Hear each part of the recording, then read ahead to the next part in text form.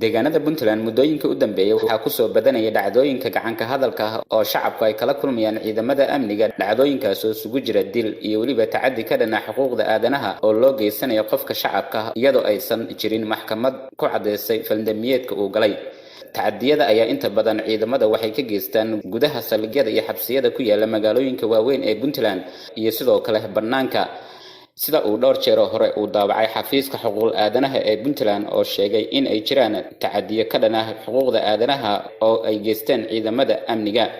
aan soo qaadano dhacdadan oo ka dhacday magaalada Garowe caasimadda Puntland. askar laga diray saldhigga bartamaha ee Garowe oo watay gaadiidka noocyadiisa kala duwan ayaa loo diray howlgal dad shacab ah oo isku laayay mid ka mid ah xaafadaha magaalada Garowe. waxaana ay sheegeen dadkii halkaasi goobjooga ka ahaa in qof shacab ah oo ay dileen askarta meedkiisa ay hore u sii qaateen. haddaba maxaa keenay in falkaasi ay sameeyaan ciidamada amniga oo mushaharka ay qaataan ka yimaada canshuurta laga qaado shacabka? su'aashaasi waxaa taliyaha qaybta booliiska gobolka Nugaal weydiiyay mid ka mid ah nabadoonnada gobolka oo ka qayb galay kulan amniga Garowe looga hadlayay.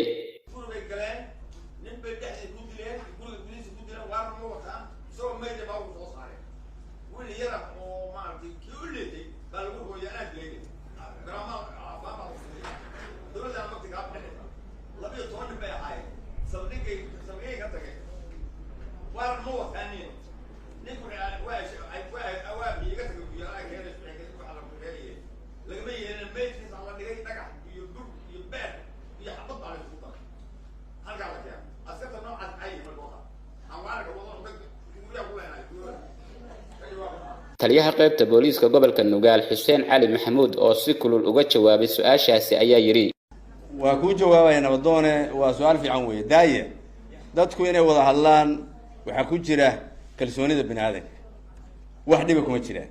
hadalkiisa ha dhibsanina. nabadoone, adaan ku weydiinayaa hadday laba xaafadood dirto oo dumarku islaayaan ma ciidan baa loo dirayaa mise waa la isu daynayaa? raalli ahow, jawaabteeda ana hale. waxaan kuu sheegayaa in ciidan loo diro xaq baa loogu leeyahay. in wax soo dila la yidhi sax maaha. qofkii dembigu galana xabsiguu jiraa, waa xinaya ciidan buu banaanku jiraa ma jirto. adigu waa la socotaa. qof laga ogol yahay qof inuu iska dilaa ma jirto. laakiin waxaa xaq loogu leeyahay inay ammaanka sugaan, dadkana kala badbaadiyaan. sababtaasay ahayd.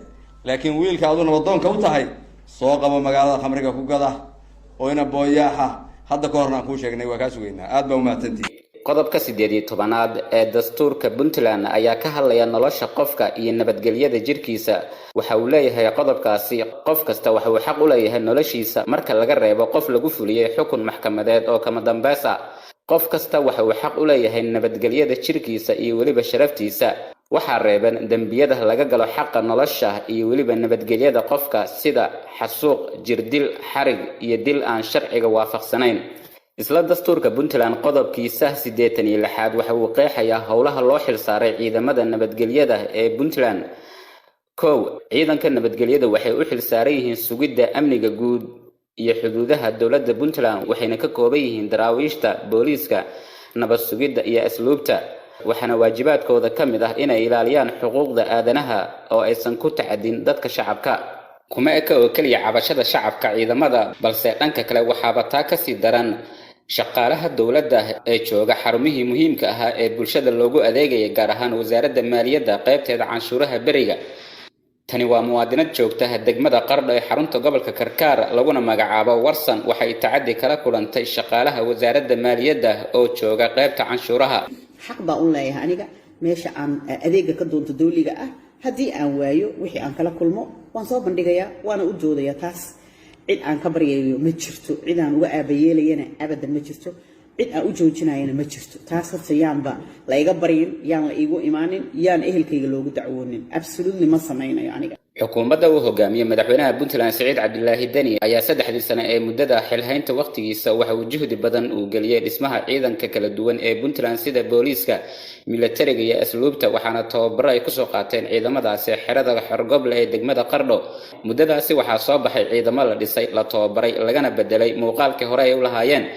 balse su'aasha isweydiinta mudan ayaa ah muxuu ilaa haatan isku bedeli la'yahay habdhaqanka ciidamada shacabka ay kala kulmayaan marka la joogo banaanka iyo waliba xarumaha dawladda.